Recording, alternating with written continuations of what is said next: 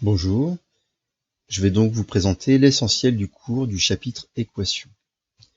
Alors la première chose qu'il faut évidemment définir, c'est ce qu'est une équation. Donc définition. Alors une équation, c'est une égalité de deux expressions mathématiques, qu'on appelle les membres de l'équation. On va écrire une équation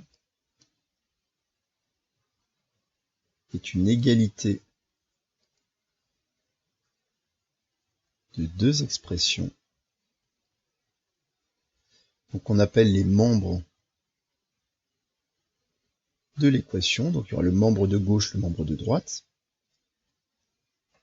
dans lesquels ces membres, dans ces expressions, donc dans lesquelles apparaissent des lettres qui représentent des nombres.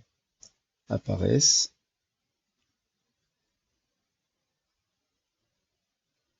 une ou plusieurs des lettres que l'on appelle les inconnus, donc appelées inconnus,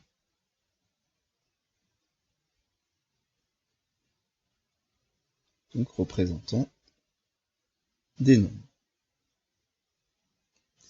Bien, par exemple 3 facteurs de x-7 plus 2y égale y-4. Ça, c'est bien une égalité de deux expressions mathématiques, deux expressions littérales. Et on a le membre de gauche, membre de droite, et dans chacun des membres apparaissent donc des lettres, donc x, y, pour le coup ici, qui seront donc nos inconnus. Membre de gauche, le membre de droite. Bien. Qu'est-ce qu'on va faire avec ces équations ? Évidemment, vous savez que ce que l'on attend lorsqu'on a une équation, c'est de résoudre l'équation. Qu'est-ce que ça signifie ? Résoudre une équation. Donc résoudre une équation, ça veut dire c'est trouver toutes les valeurs des inconnus qui rendent vraie cette égalité. Puisqu'en mathématiques, une égalité peut être vraie ou fausse. Évidemment, là, ça va dépendre des valeurs qu'on attribue à x et y. Donc résoudre une équation, c'est trouver, déterminer toutes les valeurs des inconnus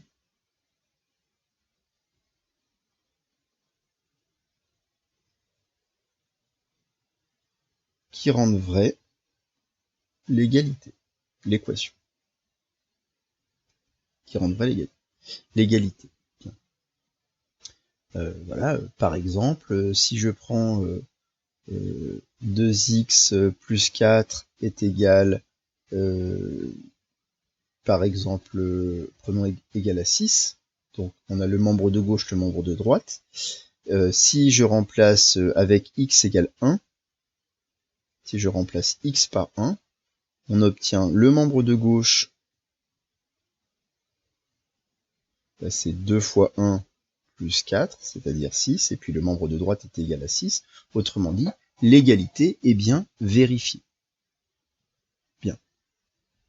Donc on dit que, dans ce cas-là, on dit que 1, c'est une solution de l'équation. Donc résoudre une équation, c'est trouver toutes les solutions d'une équation. Ensuite, on doit définir ce que c'est qu'une équation du premier degré à une inconnue, puisque c'est le premier type d'équation qu'on apprend à résoudre. Équation du premier degré à une inconnue. Donc une équation à une inconnue, on comprend bien qu'il n'y a qu'une seule inconnue. Et ce qu'on appelle une équation du premier degré, ça signifie que lorsque les membres de l'équation sont sous forme développée réduite, ce sont des expressions littérales, lorsqu'elles sont sous forme développée réduite, l'inconnu est à la puissance 1. Autrement dit, une équation de la forme ax-7 égale moins 2x plus 3, ça c'est une équation du premier degré à une inconnue.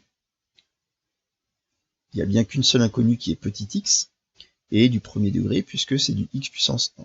Donc un contre-exemple, ce serait par exemple 3x carré moins 2x plus 4 égale à 0. Ça, c'est une équation du second degré. Mais comme je vous l'ai dit, il faut que ce soit sous forme développée réduite. Autrement dit, si je vous donne cette équation-là, 3x moins 2 fois x moins 5 est égal à 2, est égal à n'importe quoi, est égal à 2x par exemple, comme ça. Cette équation, c'est pas parce qu'on voit pas de puissance 2 que c'est une équation du premier degré. C'est une équation du second degré parce que si je développe et que je réduis cette expression, je vais obtenir 3x fois x, 3x au carré, 3x fois moins 5, moins 15x, moins 2 fois x, moins 2x, moins 2 fois moins 5, donc plus 10, égale 2x. Et donc ici, on va obtenir donc du 3x au carré moins 17x plus 10 est égal à 2x. Alors,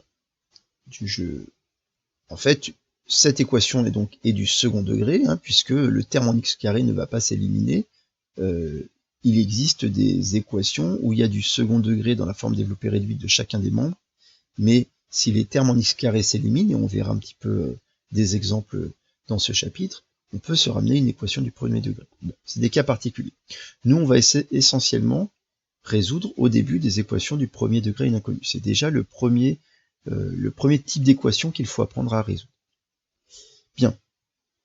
Donc la question, c'est comment résoudre des équations du second degré. Quelle est la méthode, quel est l'outil? Alors on a des propriétés importantes qui est valable pour les égalités, propriété de l'égalité, et puisque les équations sont des égalités, ce sont ces propriétés qui vont nous permettre de résoudre des équations, en tout cas de mettre une méthode pour résoudre les équations. Alors, que racontent ces propriétés? Elle raconte ceci, elle dit en ajoutant ou en retranchant un même nombre à chaque membre d'une équation, donc c'est des propriétés de l'égalité, mais donc des propriétés des équations, donc en ajoutant ou en retranchant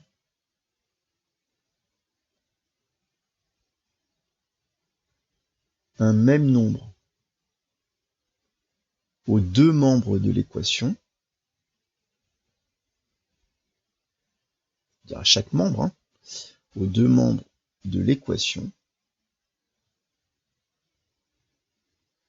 Évidemment, si on ajoute de chaque côté à chacun des membres un même nombre, on va obtenir une autre équation. Mais on va obtenir une équation, ce qui est ça qui est très important, qui a les mêmes solutions que l'équation initiale. On obtient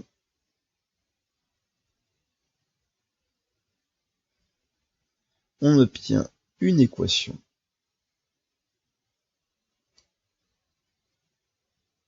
qui a les mêmes solutions.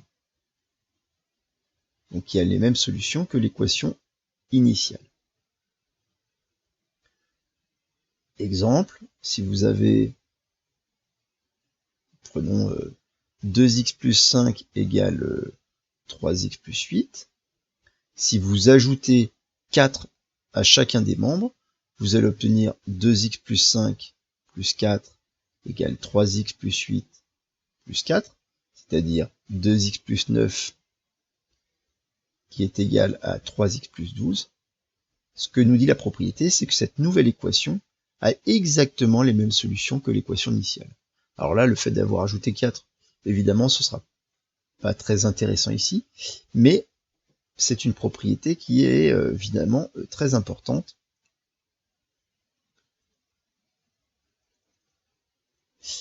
Pour résoudre les équations.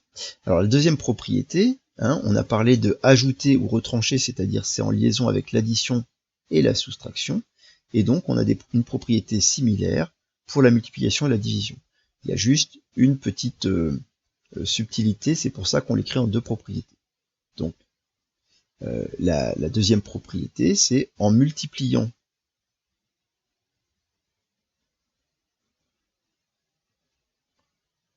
ou en divisant chaque membre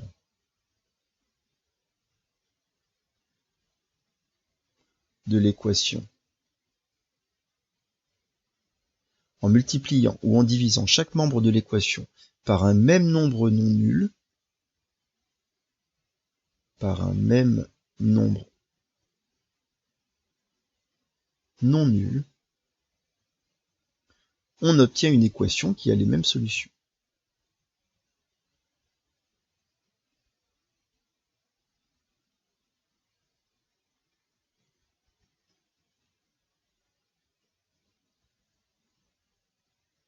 Alors vous remarquez que la petite différence, la petite subtilité de la division et de la multiplication, c'est que le nombre par lequel on multiplie ou on divise chacun des membres doit être non nul, donc différent de 0. Donc, par exemple, si j'ai 3x égale 8, bon, ça c'est une petite équation très simple, et ben si je multiplie les deux membres de l'équation par 7, ça va me donner 3x fois 7 qui est égal à 8 fois 7, c'est-à-dire 21x est égal à 56. Cette nouvelle équation, 21x égale 56, et 21x égale 56 sera vraie, aura les mêmes solutions que 3x égale 8. Autrement dit, cette égalité sera vraie lorsque cette égalité est vraie, pour les mêmes valeurs de petit x. Bien. Alors, pourquoi ces propriétés, comment ces propriétés vont nous aider à trouver une méthode pour résoudre donc les équations. L'idée générale, c'est d'abord de définir ce que moi j'appelle une équation triviale. Alors une équation triviale,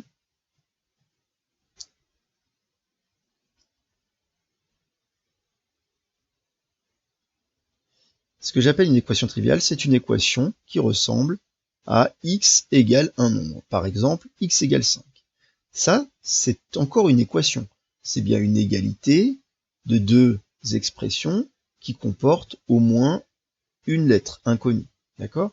Mais c'est une équation dont la solution est évidente, on la lit. La seule valeur qu'on peut donner à x qui rend vraie cette égalité, c'est évidemment la valeur 5. Donc la solution est évidente. La solution est évidente. C'est 5. Bien. Donc, quel est l'objectif ? Eh bien, pour résoudre une équation, l'objectif, c'est de transformer l'équation en équation triviale. Méthode. Pour résoudre une équation du premier degré à une inconnue, on va quand même le préciser, du premier degré à une inconnue,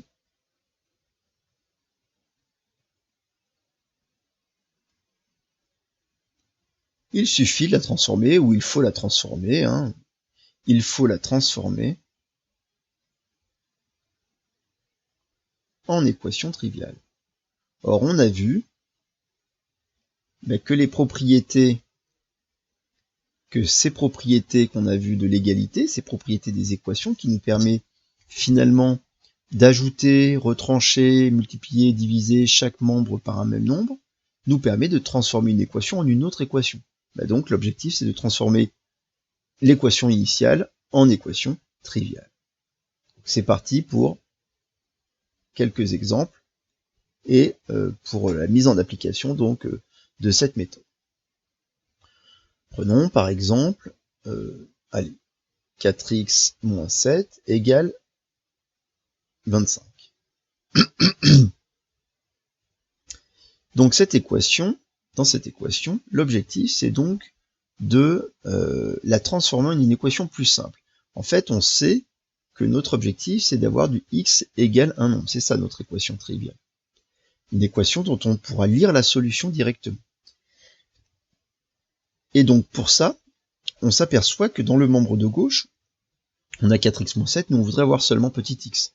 Donc l'idée c'est d'isoler petit x dans cette expression, dans ce membre-là. Pour l'isoler, il faut donc se débarrasser de tout ce qui nous gêne. Il nous gêne le moins 7, soustraction par 7, et puis ici on a une multiplication par 4. Alors, on va faire les étapes les unes après les autres, on ne peut pas tout faire en même temps. Donc, pour comprendre comment est-ce qu'on isole x comme ça dans une équation, il faut comprendre comment est construite cette expression 4x-7. Cette expression 4x-7, elle a été construite à partir de petit x grâce aux priorités opératoires. Autrement dit, x, on l'a d'abord multiplié par 4, puisque la multiplication ici est prioritaire. Et ça nous donnerait bien 4x. Puis ensuite, on a soustrait 7 pour obtenir 4x-7. Voilà comment l'expression 4x-7 est construite à partir de x. Et donc nous, l'objectif, ici, ce n'est pas de la construire, cette expression, mais de la déconstruire. Et donc pour la déconstruire, on va remonter. Et donc pour remonter, il va falloir faire les chemins inverses dans notre petit schéma, c'est-à-dire appliquer les opérations réciproques. L'opération réciproque de soustraire 7, c'est évidemment ajouter 7. Et l'opération réciproque de multiplier par 4, c'est diviser par 4. Ce petit schéma explique bien pourquoi, ici, on va commencer par ajouter 7 à chaque membre de l'équation. On va ajouter 7 pour éliminer ce 7, pour retomber sur 4x dans le membre de gauche. On voit bien que quand on ajoute 7, ça élimine 7. Moins 7 plus 7, c'est égal à 0, donc ça s'élimine. Mais on n'oublie pas que si on l'a fait dans le membre de gauche, la propriété nous dit qu'il faut le faire dans le membre de droite pour obtenir une équation qui a les mêmes solutions que l'équation initiale. Bien, donc là, on obtient 4x est égal à 32. Voilà notre membre de droite. On n'a toujours pas une équation triviale, il nous suffit maintenant d'éliminer ce x4, et pour éliminer ce x4, il nous suffit de diviser par 4, faire le contraire de la multiplication par 4. Donc on va diviser par 4, on peut l'écrire sous forme de quotient, mais si on le fait à gauche, on doit le faire aussi au membre de droite. On divise les deux membres, donc enfin le numérateur et le dénominateur par 4, il nous reste petit x, et 32 divisé par 4, c'est égal à 8. Ça y est, on a obtenu une équation triviale. Les propriétés, on a utilisé que des additions et des divisions, donc à chacun des membres. Donc l'équation obtenue a les mêmes solutions que l'équation initiale. Et donc on est sûr que, puisque 8 est la seule solution de cette équation triviale, ça veut dire que 8 est la seule solution de l'équation initiale. Conclusion. La solution de l'équation est 8. Attention de ne pas encadrer x égale 8 et vous arrêtez là. X égale 8 est encore une équation. Notre réponse, c'est ça. Alors cette phrase écrite en français, en seconde, il y a de grandes chances que vous appreniez à écrire cette traduction mathématique si vous ne l'avez pas déjà fait en troisième, parce que comme on résout énormément d'équations au lycée, au bout d'un moment, on veut avoir aussi des écritures un petit peu plus synthétiques pour écrire cette phrase, la solution de l'équation. Voilà un premier exemple. Faisons un deuxième exemple. Deuxième exemple, si j'avais 5x moins 2 est égal à moins 3x plus 4. Cette fois, on s'aperçoit que l'on a l'inconnu. On a une équation du premier degré inconnu, mais l'inconnu apparaît dans les deux membres de l'équation. Et donc, il ne faut pas commencer à essayer de faire la méthode, c'est-à-dire d'essayer d'isoler l'inconnu, de déconstruire l'expression. Tant qu'on a plusieurs termes en x, eh ben, on ne se lance pas dans cette méthode-là. En fait, la première méthode, c'est de se débrouiller pour transformer cette équation en une équation où tous les x sont dans le même membre, et qu'en fait, à la fin, il n'y a plus qu'un seul terme en x. Donc, je vais éliminer un terme en x d'un des membres. Je peux décider d'éliminer ce 5x ou d'éliminer ce moins 3x. Je vais décider d'éliminer ce moins 3x. Pour l'éliminer, alors ici, il me suffit d'ajouter 3x au membre de droite, parce que moins 3x plus 3x, ça fera bien 0.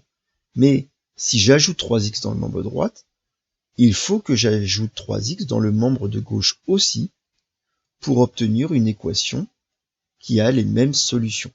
Je ne dois jamais perdre de vue que l'équation qui est à résoudre, c'est l'équation de départ, et donc il faut que toutes les transformations que j'effectue ne changent pas les solutions de mon équation. Donc je dois respecter mes deux propriétés qui m'assurent que les solutions ne seront inchangées. Donc là, j'ai rajouté un plus 3x à chaque membre, et une plus 3x moins 3x s'élimine, et ce qui fait que j'ai plus de x dans le membre de droite. Il va me rester seulement 4. Dans le membre de gauche, je vais pouvoir réduire cette expression. 5x plus 3x est égal à 8x. Donc j'obtiens que 8x moins 2 est égal à 4. On a transformé notre équation initiale en une nouvelle équation où il n'y a plus qu'un seul x dans un seul membre, et donc on va pouvoir maintenant mettre en œuvre la déconstruction de l'expression, le fait d'isoler l'inconnu. Donc, on réfléchit, ici, je remonte encore une fois le schéma, mais vous êtes au bout d'un moment, vous ne le ferez plus. Comment a été construite 8x moins 2 ? D'après les propriétés opératoires, 8 a d'abord été multiplié par x, ça donne 8x, puis on a soustrait 2, ce qui donne 8x moins 2. Pour déconstruire, je vais donc faire les opérations réciproques, donc je vais ajouter 2 à chaque membre, puis je vais diviser par 8 chaque membre. Commençons par ajouter 2, donc ça fait 8x moins 2 plus 2 est égal à 4 plus 2, ce qui donne moins 2 plus 2, 0, 8x est égal à 6. Maintenant, on a dit qu'on devait diviser par 8, on voit bien qu'on a une multiplication par 8 ici qu'il faut enlever. Donc 8x sur 8 est égal à 6 sur 8, on n'oublie pas de l'appliquer aussi au membre de droite. Ce qui nous donne x égale 6 huitièmes. 6 huitièmes, on peut le simplifier, puisque 6 et 8 sont tous les deux divisibles par 2, ça donne 3 quarts. On a trouvé notre équation triviale, dont la seule solution est 3 quarts, donc la seule solution de l'équation initiale est 3 quarts. La solution de l'équation est 3 quarts.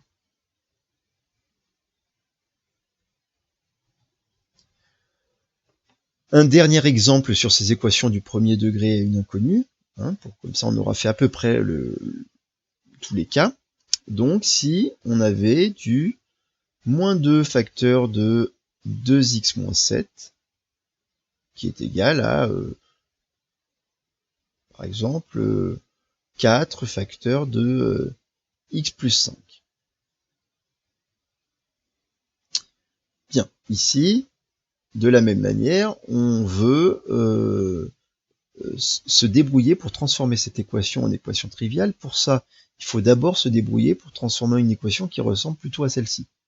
C'est-à-dire un seul terme en x dans un seul membre. Donc, on va commencer par distribuer, par développer les produits. Moins 2 fois 2x, moins par plus moins, 2 fois 2x, 4x. Moins 2 fois moins 7, moins par moins plus, 2 fois 7, 14. Donc tout le chapitre sur les expressions littérales et le développement de la factorisation va servir dans ce chapitre. Très important de l'avoir retravaillé avant de travailler les équations. Et puis pour le membre de droite, 4 fois x, 4x, 4 fois 5, 20. Ensuite, on va donc se débrouiller pour tout ramener dans le membre de gauche ou bien tout ramener dans le membre de droite. Regardez, là, je vais décider, pourquoi pas, d'éliminer ce moins 4x. Donc je peux le faire, pour ça, il me suffit de rajouter 4x. Mais si je le fais dans le membre de gauche, je dois le faire aussi dans le membre de droite. Moins 4x plus 4x s'élimine. Il nous reste 14 pour le membre de gauche. 4x plus 4x, je peux réduire, c'est égal à 8x plus 20. Vous voyez que mes x sont dans le membre de droite de l'équation, mais peu importe, une équation triviale, le petit x peut être isolé à gauche ou à droite, peu importe. Donc maintenant, je vais essayer d'isoler évidemment x. Pour ça, petit x, il est multiplié par 8 et il est additionné à 20. On sait qu'on commence par se débarrasser par l'opération la moins prioritaire, celle qui a été effectuée en dernier dans la construction de l'expression. Donc on va soustraire 20 à chaque membre de l'équation. il nous reste moins 6. 14 moins 20, c'est égal à moins 6, égale 8x. On n'a plus qu'à se débarrasser de la multiplication par 8 en divisant par 8 de chaque côté. Et il nous reste finalement pour le membre de droite petit x et pour le membre de gauche, on divise par 2, c'est-à-dire moins 3/4. La solution de l'équation est moins 3/4. Bien. Voilà donc pour cet exemple-là, qui est utilisé donc du développement. Dans la fiche d'exercice, vous trouverez beaucoup d'exemples à faire pour vous entraîner. C'est extrêmement important de savoir résoudre les équations du premier degré et inconnu. Quand on rentre au lycée, vous allez en avoir besoin. Même si vous allez un petit peu le retravailler, c'est un vrai plus de maîtriser ça à la fin du collège. Bien, alors, qu'est-ce qu'il nous reste à faire? Il nous reste à voir un autre style d'équation. C'est une équation du second degré et une inconnue. Donc, équation du second degré à une inconnue. Donc, je vous ai dit tout à l'heure qu'une équation du second degré et une inconnue, c'était une équation finalement où il y allait avoir un terme sous forme développée réduite, un terme en x carré. Si je vous donnais l'équation 3x carré moins 2x plus 5 est égal à 0, qui est une équation du second degré à une inconnue, cette équation, vous ne saurez pas la résoudre avant l'année de première. Donc, on n'a pas de méthode, même si on peut faire des petites choses en seconde. Les méthodes générales pour résoudre ce type d'équation, il faut attendre maintenant l'année de première. Donc, on va dire méthode vue en première, donc au lycée. Donc, ce n'est pas ce type d'équation du second degré que vous allez savoir résoudre au collège, que vous avez appris à résoudre au collège. Quelle équation vous avez appris à résoudre au collège qui est du second degré? Ce type d'équation, 3x plus 2, facteur de moins x plus 5, égale à 0. Cette équation est encore une équation du second degré parce que si je développais cette équation, j'obtiendrais une équation qui ressemble tout à fait à ça, où il y aurait du x au carré dans la forme développée réduite. Mais cette équation du second degré, à une inconnue, a une forme tout à fait particulière, puisque le membre de gauche est un produit de deux facteurs, c'est les deux groupes de parenthèses, et le membre de droite est égal à 0. Cette équation, on l'appelle équation produit nul. On comprend bien pourquoi on l'appelle équation produit nul, parce que le membre de gauche est un produit, et le membre de droite est égal à 0. Donc c'est un produit qui est nul. Alors pourquoi cette équation du second degré, on va être capable de la résoudre? Parce que, en fait, quand on a un produit qui est nul, un produit de deux facteurs, ou un produit de deux facteurs, ça pourrait être avec plus de facteurs qui est nul, en fait, il n'y a pas beaucoup de solutions. À quelle condition a fois b est égal à 0? A fois b est égal à 0 si et seulement si a est égal à 0, c'est-à-dire le premier facteur vaut 0, ou le deuxième facteur vaut 0. En fait, la méthode qu'on va employer s'appuie sur cette propriété-là, qui nous dit que le produit de deux facteurs est nul si et seulement si au moins l'un des facteurs est nul. Donc, l'un ou l'autre des facteurs est nul. Et donc, c'est cette méthode, cette propriété qui nous permet de donner la méthode, puisque finalement, si je reviens sur mon petit exemple, c'est-à-dire 3x plus 2 facteur de moins x plus 5 est égal à 0, je vais donc me dire que pour avoir cette égalité, il suffit que 3x plus 2 soit égal à 0, ou bien que moins x plus 5 soit égal à 0. Autrement dit, on va remplacer cette équation par deux petites équations qu'il va falloir résoudre. mais c'est deux petites équations du premier degré n inconnu qu'on sait résoudre, puisqu'on a appris à le résoudre avant. Donc allons-y, résolvons cette petite équation, on peut les résoudre indépendamment l'une de l'autre.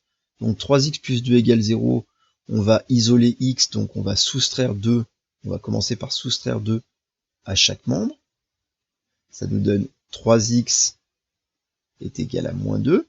Puis pour se débarrasser du x3, on divise par 3 chacun des membres. Donc 3x sur 3 est égal à moins 2 sur 3. Ce qui nous donne x égale moins 2 tiers. Ce moins 2 tiers que l'on voit, ce sera une première solution de cette équation. Mais ce sera la seule valeur qui annule ce facteur-là, et donc qui rend ce produit égal à 0. Mais l'autre facteur peut aussi s'annuler, donc ça nous donne moins x plus 5 moins 5 égale 0 moins 5, c'est-à-dire moins x est égal à moins 5. Mais attention, on ne s'arrête pas à moins x égale moins 5, l'objectif c'est d'avoir petit x, d'isoler x, donc là on a moins x. Il y a deux manières de voir les choses, soit vous dites, finalement, ce petit moins x, c'est comme si j'avais moins 1 fois x, donc il me suffit de diviser chaque membre par moins 1, soit on se dit que cette expression moins x, ça veut dire l'opposé de x. L'opposé de x est égal à moins 5. Et donc, si l'opposé de x est égal à moins 5, ça veut dire que petit x, c'est l'opposé de moins 5, c'est-à-dire c'est 5. Et là, on dirait plutôt qu'on fait un passage à l'opposé. C'est comme si on passait à l'opposé pour chaque membre de l'équation. Passage à l'opposé. Alors, passer à l'opposé ou multiplier par moins 1 ou diviser par moins 1, ça revient exactement à la même chose. Voilà. Bien, donc revenons ici. Qu'est-ce qu'on a trouvé? On a trouvé que cette égalité est égale à 0 si et seulement si x est égal à moins 2 tiers ou x est égal à 5. Et donc, les seules valeurs de x qui rendent vraie cette égalité sont moins 2 tiers et 5. Donc on a trouvé deux solutions. Et dans ce cas-là, on dit les solutions de l'équation sont moins 2 tiers et 5. On a trouvé deux solutions à notre équation. Il nous reste juste un dernier cas à voir. Donc, un dernier type d'équation. Par exemple, si vous aviez 4x plus 2 au carré moins 2x moins 3. On va même faire égal 2x moins 3 fois 4x plus 2. Donc voilà une équation qui, même si on ne voit pas qu'elle est du second degré, c'est une équation du second degré parce que si on développait chacun de ses membres, on obtiendrait des termes en x carré, et à la fin on aurait donc du petit x carré qui nous dit que cette équation est du second degré. Il ne faut surtout pas développer et réduire cette équation. Si vous le faites, vous allez vous retomber sur une équation de ce style-là que l'on ne sait pas résoudre. Il faudra attendre le lycée et plutôt l'année de première pour résoudre ces équations comme je vous l'ai dit. Donc, que faire? La première chose à faire pour ce type d'équation, c'est déjà de se dire que puisque c'est une équation du second degré, puisqu'on est en troisième, ou en fin de troisième, ou entre la troisième et la seconde, eh ben, les équations du second degré que l'on sait résoudre, c'est les équations qui ressemblent à une équation produit nulle.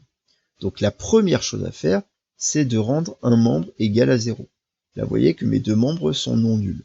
Donc, on va se débrouiller pour ramener 0 dans le membre de droite, par exemple. Pour ça, c'est très simple. Il suffit de soustraire tout le membre à chacun des membres. Donc, 4x plus 2 au carré, on va soustraire tout ce qu'il y a dans le membre de droite de chaque côté.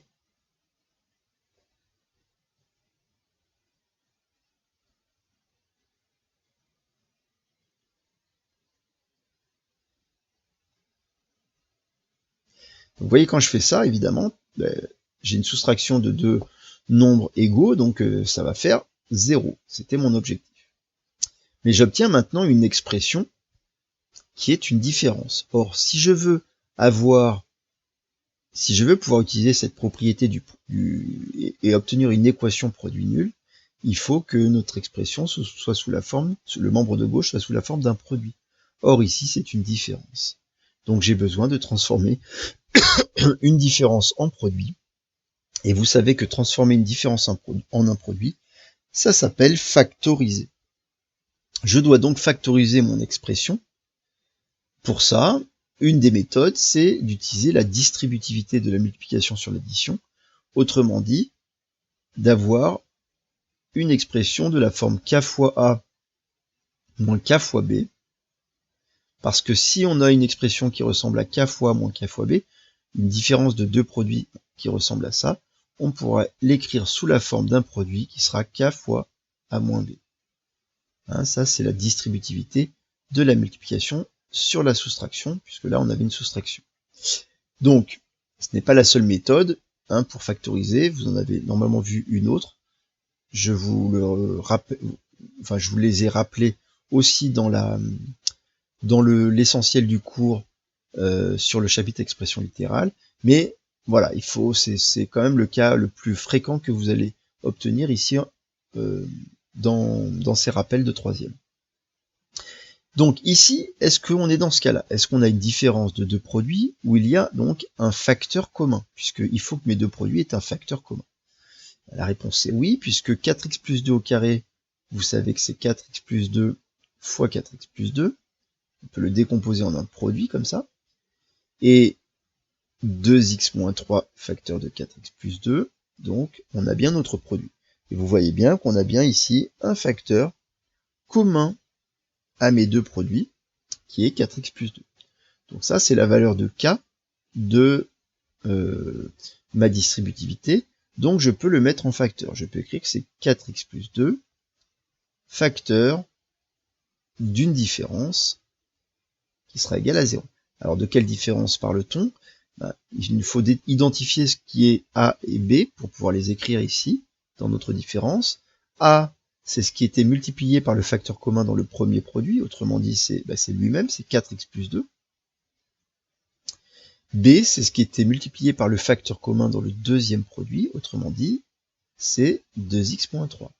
Attention, parenthèse obligatoire à cause de la soustraction, sinon ce sera faux. Avant, là, ça y est, on a notre équation produit nul. Vous avez vu, j'ai un produit, puisqu'on a factorisé, égal à 0. Donc, on pourrait se dire c'est bon. Mais on va quand même simplifier cette grande parenthèse avant de résoudre cette équation. Donc, 4x plus 2, il est déjà simplifié, déjà réduit. Là, je veux réduire, donc je dois enlever les petites parenthèses. Les parenthèses autour de 4x plus 2 ne changent rien quand on les enlève, puisque c'est comme si on avait une addition et on additionne une somme, donc on additionne chacun des termes de la somme. Alors que ici, j'ai une soustraction. Une soustraction, c'est prendre l'opposé. Donc je prends l'opposé de 2x moins 2x. Je prends l'opposé de moins 3 plus 3. Finalement, on peut réduire, donc 4x moins 2x, 2x, plus 2 plus 3, plus 5, égale à 0. Et ça y est, on a... Alors c'est vrai que ça demandait un petit peu de travail, de factorisation, de réduction, etc. Mais on a transformé notre équation en une équation produit nul, une équation qui ressemble exactement à ce type d'équation qu'on a déjà résolu. Donc maintenant, on peut résoudre notre équation, c'est de se dire, finalement, ce produit de deux facteurs est égal à 0, si et seulement si 4x plus 2 est égal à 0, ou 2x plus 5 est égal à 0. On obtient les deux petites équations qu'il suffit de résoudre en isolant petit x. Pour isoler x, on commence par soustraire 2 à chaque membre, ce qui nous donne 4x égale moins 2. Puis on divise par 4 chaque membre, on obtient x égale moins 2 sur 4, et moins 2 quarts, c'est moins 1 demi. On s'arrête là, on a trouvé notre équation triviale. Maintenant, 2x plus 5 égale à 0, c'est-à-dire 2x est égal à moins 5. Donc, pardon, je suis allé un petit peu vite. l'habitude du lycée. Donc, c'est pas mal je vous conseille, même si peut-être qu'au bout d'un moment, vous allez être à l'aise avec ces méthodes-là, pour l'instant, de vous en tenir à toujours écrire moins 5 de chaque côté, d'éliminer votre plus 5, moins 5, pour obtenir 2x égale moins 5. Évidemment, vous irez un peu plus vite, assez rapidement au lycée, peut-être même que cette année, en 3e, vous avez déjà commencé à sauter l'étape intermédiaire. Mais c'est important de bien comprendre ce que vous faites et de ne pas avoir l'impression que vous passez les nombres d'un côté ou de l'autre du égal. Ce n'est absolument pas ça que l'on fait, c'est bien d'appliquer des opérations à chaque membre et que ça doit être la même opération de chaque côté. Voilà ce qui nous permet de transformer une équation en une autre équation. Donc ensuite, on divise de chaque côté par 2. Et ça nous donne, finalement, x est égal, moins 5 sur 2, c'est le nombre moins 5 demi. On a donc trouvé, enfin, les deux solutions de cette équation-là, de l'équation que l'on avait au départ. Donc ça nous a pris presque une page de calcul, mais ça c'est aussi quelque chose qu'il serait bon de maîtriser en arrivant au lycée. Donc, les solutions